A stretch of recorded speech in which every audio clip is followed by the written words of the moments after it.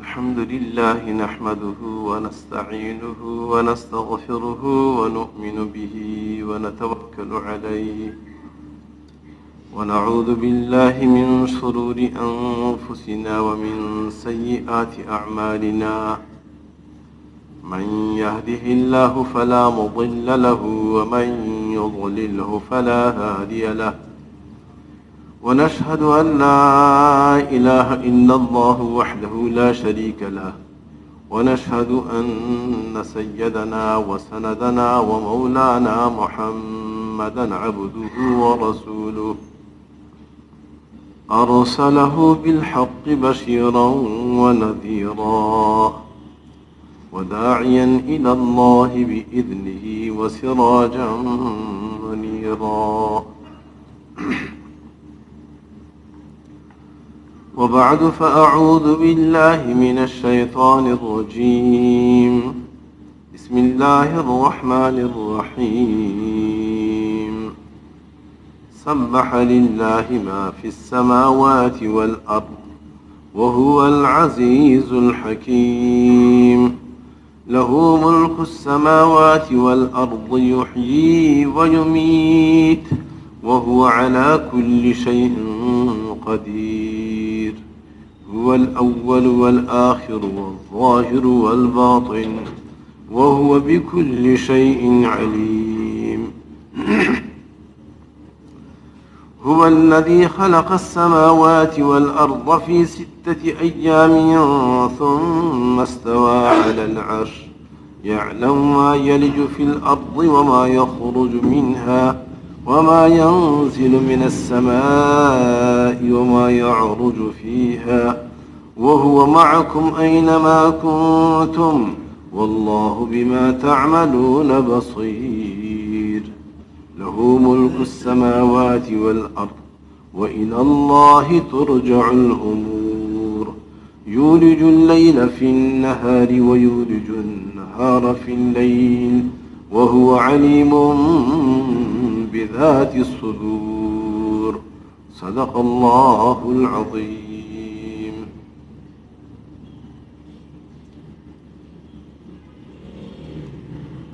سورہ حدید ہے اور ارادہ ہے اللہ توفیق عطا فرما دے کہ پوری سورت کی تفسیر تدریجاً ہو جائے ہر جمعے کو انشاءاللہ. جتنے بیانات میں یہ مکمل ہوگی سورت تو ارادہ یہ ہے کہ اس سورت کی جو تفسیر ہے وہ اہتمام سے ہو جائے. سورہ حدید مدنی سورت ہے، یعنی مدنی دور میں نازل ہوئی. جو سورت ہجرت سے پہلے نازل ہوئی ہے اس کو مکی سورت کہتے ہیں، اور جو ہجرت کے بعد نازل ہوئی ہے خواہ مدینہ منورہ کے شہر میں ہوتی ہوئے آقا علیہ السلام پہ نازل ہوئی یا اللہ کے راستے میں نکلی ہوئی کہیں جنگلوں میں نازل ہوئی، ہجرت کے بعد جو سورت نازل ہوئی ہے وہ مدنی کہلاتے ہیں. ہجرت سے پہلے جو نازل ہوئی ہے وہ مکی کہلاتے ہیں. تو یہ بھی وہ سورت ہے جو ہجرت کے بعد نازل ہوئی ہے. وہی 29 آیہ 29 آیات ہے اس سورت کی. اس سورت میں 29 آیات ہیں. وہ 4 رکوعات 4 رکوع پر مشتمل ہے. سورہ واقعہ کے بعد ہے. 27ویں پاری کی سورت ہے. حدید کہتے ہیں لوہے کو. سورہ حدید. اس سورت کا نام حدید کیوں رکھا؟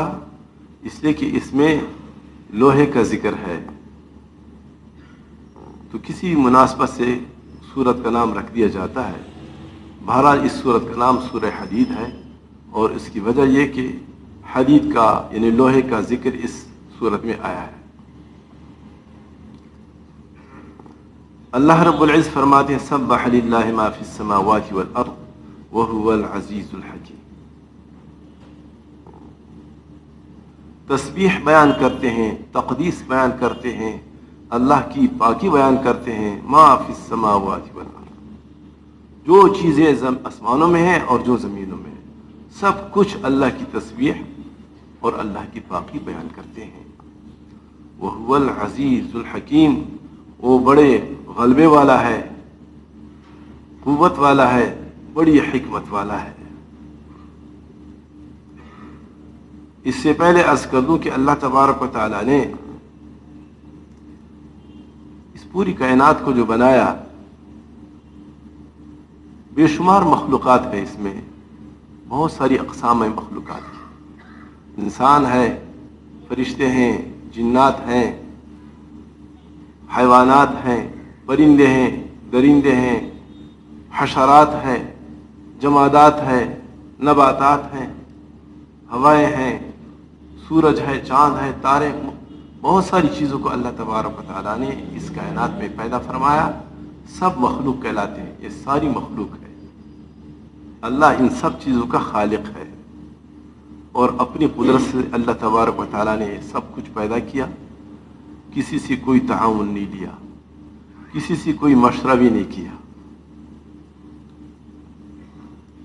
اور اس کائنات میں سب سے زیادہ جو اہم مخلوق ہے اور زیادہ باعزت، اللہ تبارک و تعالیٰ نے انسان کو بنایا، اس لیے اس کو روئے زمین پر خلافت دی۔ خلافت جو اللہ تبارک و تعالیٰ کی اختیارات کائنات میں چلتے ہیں، اپنی مخلوقات پر چلتے ہیں، انسان کو بھی ایک گونا اختیارات دیے ہیں، مکمل تو نہیں ہے، اس لیے کہ ہے تو نائب ہے، خلیفہ ہے، لیکن اختیارات دیے ہیں۔ ساری چیزوں کو اللہ تبارک و تعالیٰ نے انسان کے لیے مسخر کر دیا ہے، وہ جس چیز سے جیسے چاہے فائدہ اٹھاتا ہے، سب کچھ اس کے لیے مسخر ہے۔ اور اللہ تبارک و تعالیٰ نے انسان کو ایسی مرکب صفات سے بنایا ہے کہ اس میں خوبیاں اور برائیاں مرکب بنایا۔ شرافت ہے تو ساتھ ساتھ بد اخلاقی بھی ہے، انصاف ہے تو اس کی طبیعت میں ظلم بھی ہے، پیار و محبت ہے تو اس کی طبیعت میں غصہ اور انتقام بھی ہے، سخاوت ہے، ایثار ہے تو ساتھ ساتھ اس کی طبیعت میں بخل اور لالچ بھی ہے، شہوت بھی ہے، بچوں کو بھی رکھنا ہے، بیویوں کو بھی رکھنا ہے، کھانا ہے، پینا ہے، کمانا ہے، اور یہ ساری ترتیب سے اللہ تبارک و تعالیٰ نے انسان کو یہاں بنا کر کے بھیج دیا۔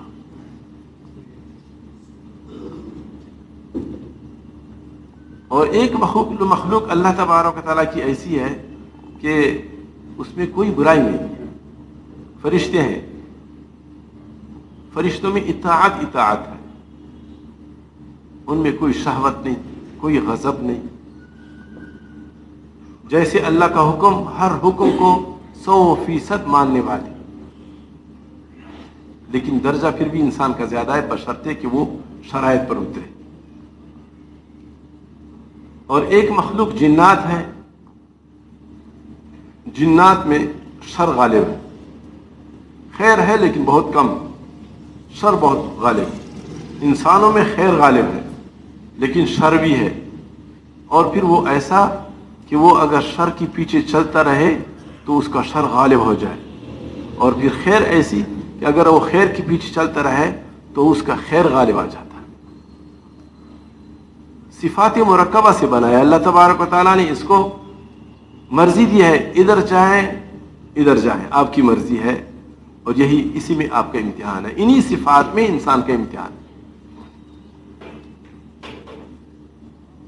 اس کی محبت میں اور اس کی غضب میں اس کا امتحان، اس کی سخاوت میں اور اس کی لالچ میں، بخل میں اس کا امتحان، اس کی محبت، پیار اور انتقام کا جذبہ اور عداوت اور بغض و کینہ، یہ جذبات، انہی میں بیچ میں اس کا امتحان ہے۔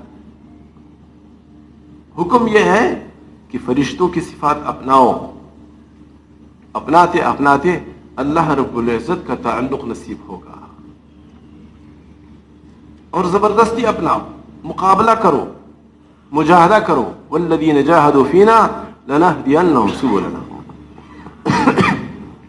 वो लोग जो अल्लाह को राज़ी करने के लिए मुजाहदे करते हैं, अपनी नफ्स की ख्वाहिशात और जो नफ्स के जो तकाज़े हैं वो अल्लाह की रज़ा के लिए दबाते जाते हैं और ज़िंदगी गुजारते हैं इस तरतीब पर, तो उनको अल्लाह का ताल्लुक़ नसीब हो जाता है, अल्लाह का क़ुर्ब नसीब हो जाता है।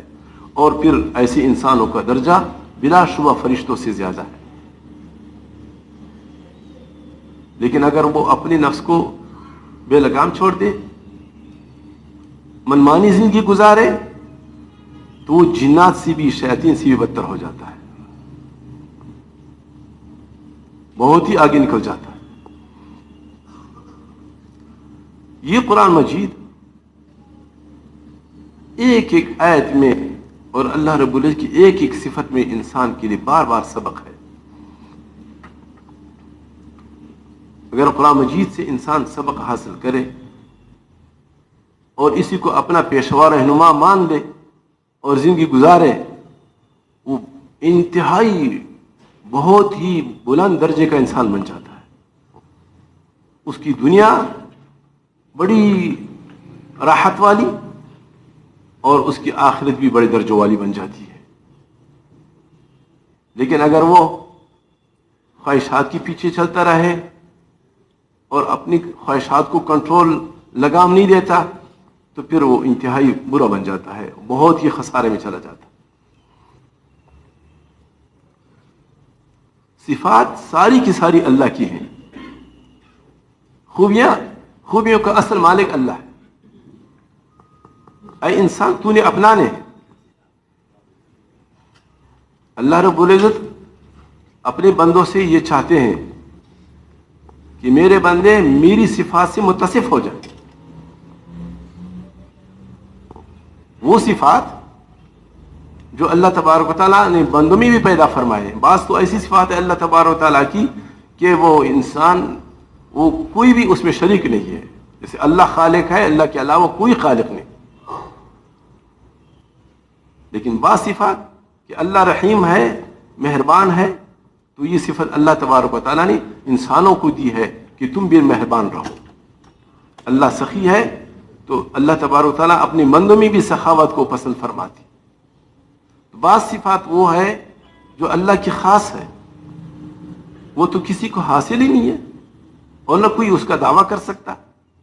लेकिन जो सिफात अल्लाह तबारक व तआला ने इंसानों को भी अता फरमाई है और उन सिफात में इंसान की तरक्की अल्लाह तबारक व तआला चाहते हैं, उन सिफात का बार बार अल्लाह जो है ना कुरान मजीद में इसकी तरगीब दे रहे हैं और इसकी तरफ रग़बत दिलाते हैं और इन सिफात से मुतसिफ होना चाहते हैं। इसलिए कि इन्हीं सिफात में इंसान की तरक्की है, दुनिया और आखिरत की खैर है। न सिर्फ अकेले उसके लिए, बल्कि ये सिफात जितनी भी जिंदा होंगी, एक पाक मुआशरा बनेगा, मुआशरा पाक बनेगा। हर इंसान दूसरे इंसान के लिए राहत का बायस बनेगा, सुकून और सहूलत का बायस बनेगा। लेकिन अगर जो बहीमी सिफात है, शैतानी सिफात है, जो बुराइयां कहलाती हैं, अगर इन पे तरफ आ जाए, यानी अपने नफ्स के तकाज़ों को पूरे करने पे आ जाए, तुल जाए, फिर इंतहाई बिगड़ा हुआ मुआशरा, बदअमन मुआशरा, परेशान कुन मुआशरा बन जाता है। और नतीजा क्या होता है कि हर इंसान दूसरी इंसान के लिए एक भेड़िया बन जाता है। वो सिफात गालिब हो जाए मुआशरा में, फिर नफसी नफसी, यानी आखिर नतीजा ये निकलता है कि हर इंसान फिर ये चाहता है कि बस मेरा हो सब कुछ और मेरे लिए खैर हो, बाकी जाने दो कड्डे में। इसलिए फिर ना बाप बेटे का रिश्ता रह सकता है, ना माँ बेटी का रिश्ता रह सकता है, ना शोहर बीवी का रिश्ता रह सकता है, ना पड़ोस का आपस में मोहब्बत اور یہ ایک معاشرہ بگڑا ہوا اور گندا پریشان کن وہ انہی صفات کی وجہ سے ہوتی ہے. برائیوں سے ہوتا ہے کہ انسان کے اندر برائیاں جنم لے جائیں، بہت زیادہ بڑھ جائیں. لیکن اگر وہ صفات آ جائے جو فرشتوں کی صفات ہیں، جو اللہ تبارک و تعالیٰ ان صفات کے اپنانے کی ترغیب دے رہے ہیں، پھر ایک پاک معاشرہ بنتا ہے. اور سب سے ابتدا اس کی یہاں سے ہوتی ہے کہ انسان اللہ تبارک و تعالیٰ کی ربوبیت کا اقرار کرے. سب سے پہلے تو یہ چیز اللہ جل شانہ نے انسان کو پیدا ہی ایسا کیا اور شروع سے ایسا سبق ہے کہ بار بار یہ اس بہت کچھ بھول جائے لیکن ابتدا تو نہ بولے نا، میں پیدا کیسے ہوا، مجھے وجود کیسے ملا. ایک ایسا چھوٹا سا کیڑا جو نظر ہی نہ آئے، اور پھر کتنی دیر تک تو خون کا لوتھڑا دیکھ کر انسان کو کراہت آ جائے. اور ہر ایک کو اس مرحلے سے گزرنا ہوا. اور پھر جب پیدا ہوا تو نہ پکڑنے کی صلاحیت ہے، نہ چبانے کی صلاحیت ہے، نہ اپنے سے کسی مضرت کو دفع کرنے کی صلاحیت ہے، نہ کسی خیر کو اپنی طرف کھینچنے کی صلاحیت ہے، اور بالکل نرے بے بس. کوئی ایسے مخلوق اور ہے؟ اللہ تبارک و تعالیٰ نے اتنی ساری مخلوقات پیدا کیے ہم سب کی عبرت کے لیے بھی. ایک ہی چیز سے کئی فائدے ہوتے ہیں. بکری کو ہم کاٹ کر کے اس کو غذا بناتے ہیں، اس کا گوشت کھاتے ہیں، اس کا دودھ بھی نکالتے ہیں. اور بکری کے بچے کو دیکھ کر کے ہم یہ عبرت بھی حاصل کرتے ہیں کہ دیکھیں بکری کا بچہ، آج کا بچہ، اور یہ اپنے پیروں سے کھڑا ہو رہا ہے اور کم از کم اپنی ماں کی تنوں کو تلاش کر رہا ہے. پہلے دن میں اے انسان تو اتنا بھی بے واسطہ پیدا ہوا تو یہ بھی صلاحیت نہیں تھی کہ میں اپنی ماں کی خوراک تک پہنچوں. ایک چیز میں وفی کل شیء لہ آیۃ تدل علی انہ واحد. اللہ تبارک و تعالیٰ نے انسان کی ہدایت کے لیے اتنے اسباب مہیا فرمائے. یقین کیجیے اتنی ہوا نہیں ہے، ہوا جتنی ہے اس سے زیادہ اللہ تبارک و تعالیٰ نے انسان کی ہدایت کے لیے اسباب مہیا فرمائے. کچھ تو اپنی عقل سے کام لو، کچھ تو اپنی جو آپ پہ گزرا ہے سب کچھ اور گزر رہا ہے اس سے عبرت حاصل کرو. تو سب سے پہلے بڑی صفت اللہ رب العزت کی ربوبیت اور اپنی عاجزی، ناکارہ پن، کمزور پن، بے بس پن. اگر یہ سوچ ہے تو ترقی کر سکتے ہیں، یہ سوچ نہیں ہے تو سمجھے کہ ایمان کو خطرہ ہے، ایمان کو خطرہ ہے. ایمان کو خطرہ ہے اور انتہائی سرکش ہے. یہ تو بڑا ظالم ہے جو اپنی حقیقت بھول گیا، کبر میں ہے، تکبر میں ہے کہ میں کچھ کرتا ہوں، سب کچھ میرے اندر ایسا کمال ہے، میں ایسا کر سکتا ہوں. کیا کر سکتے ہو؟ کچھ بھی نہیں کر سکتے ہو. سب کچھ کرنے والا اللہ ہے.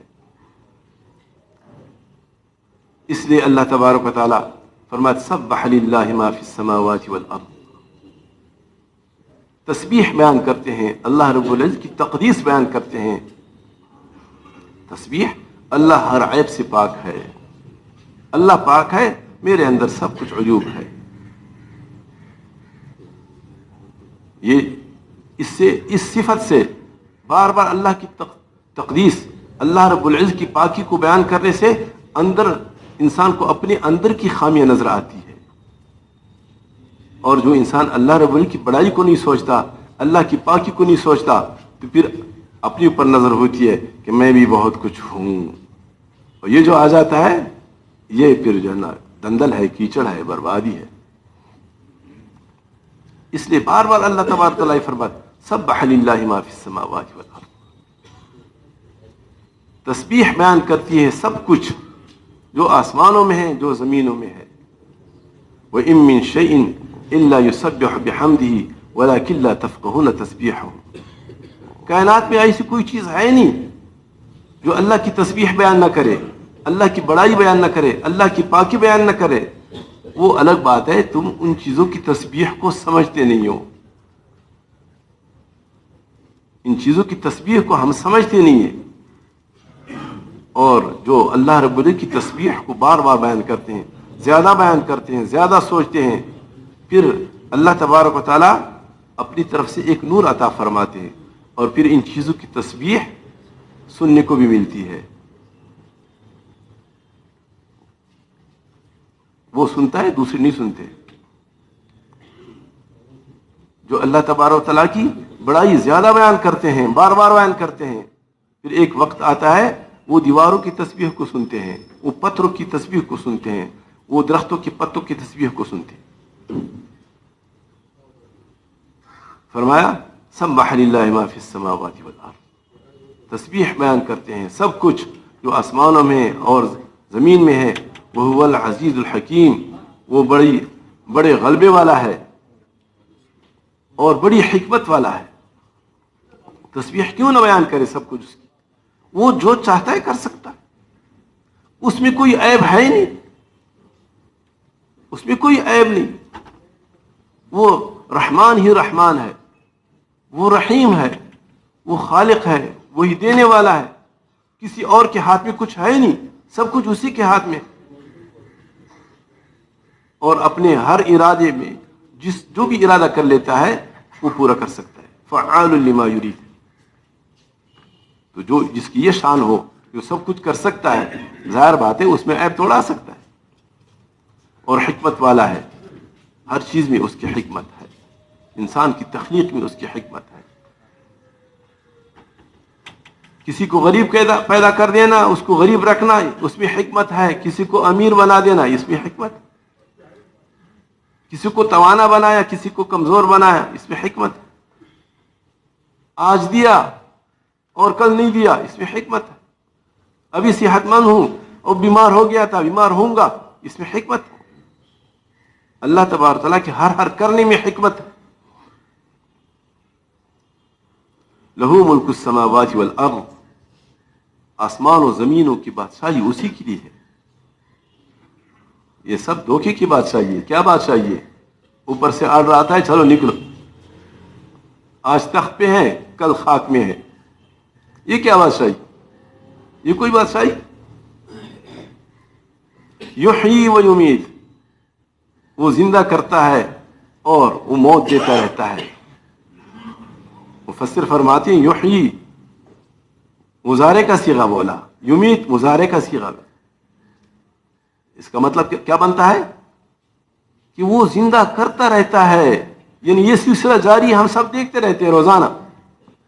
وہ امید اور موت دیتا رہتا ہے، روز دیکھتے ہیں کوئی مرتا ہے، روز دیکھتے ہیں کوئی زندہ ہوتا ہے، روز دیکھتے ہیں کوئی پودا پیدا ہوتا ہے، روز دیکھتے ہیں کوئی پودا سڑ جاتا ہے، گل جاتا ہے۔ یہ صفات اس کی ہے۔ وہو علی کل شیء قدیر، وہ ہر چیز پہ قادر ہے، وہ سب چیزوں پر قدرت رکھتا ہے، وہ قادر مطلق ہے، اپنے ارادے میں کبھی عاجز نہیں آتا۔ هو الاول والآخر والظاہر والباطن وهو بكل شیء علیم، وہ اول ہے، اس سے پہلے کوئی نہیں تھا، صرف وہی تھا اور کچھ بھی نہیں تھا۔ سب کچھ بعد میں ہے، اللہ سے پہلے کچھ نہیں تھا۔ اللہ سے پہلے نہ کوئی یہ کائنات، سورج، آسمان، زمین، دریائیں، ہوائیں، کچھ بھی نہیں تھا۔ کیا تھا؟ ہماری سوچ عاجز ہے، تصور بھی نہیں کر سکتے کیا تھا۔ ہماری تو یہاں تک سوچ جاتی ہے، انسان اپنے مشاہدے کے حد تک سوچ سکتا ہے، آگے نہیں سوچ سکتا۔ تو وہ پہلا ہے، والآخر، اور آخری ہے۔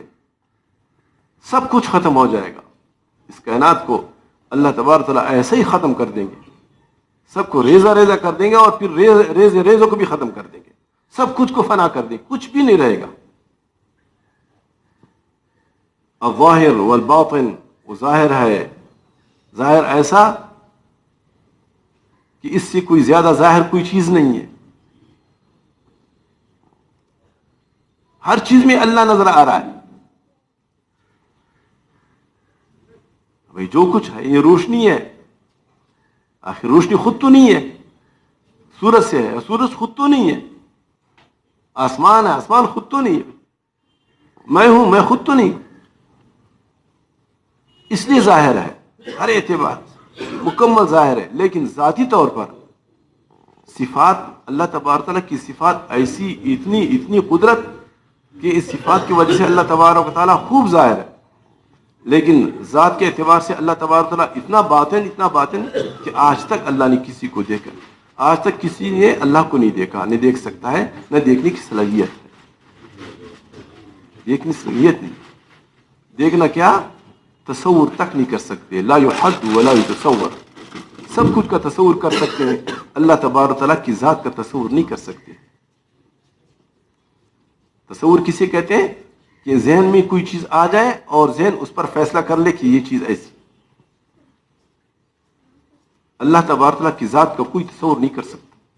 لا یحد، نہ تو اس کی تعریف ہو سکتی ہے، حد بندی ہو سکتی کہ یوں ہے، یوں ہے، یوں ہے، یوں ہے. نہیں. لا مثل له ولا مثال له، لیس کمثلہ شیء. اللہ تبارک و تعالیٰ کی جیسے کوئی چیز ہے نہیں تو کیسے تمہیں سمجھ میں آئے؟ یہ تو جنت میں دیکھیں گے، اللہ ہم سب کو نصیب فرما دے. جنت میں دیکھیں گے، جنت میں سمجھ آئے گا. اس دنیا میں تو ہم بڑے محدود ہیں، اور ہماری عقل محدود ہے، ہماری نظر محدود ہے، ہمارا سب کچھ محدود ہے. اللہ تبارک و تعالیٰ نے جو کچھ کیا اور ہمارے ذہنوں کو ایسا رکھا، اس میں بھی بڑی حکمت ہے. وَهُوَ بِكُلِّ شَيْءٍ عَلِيمٌ. وہ سب کچھ کو جانتا ہے. اللہ اس کو بھی جانتا ہے کہ اللہ کا ایک بندہ اس وقت بول رہا ہے اور میری صفات بیان کر رہا ہے. اور اللہ اس کو بھی جانتا ہے کہ میرے بندے اتنے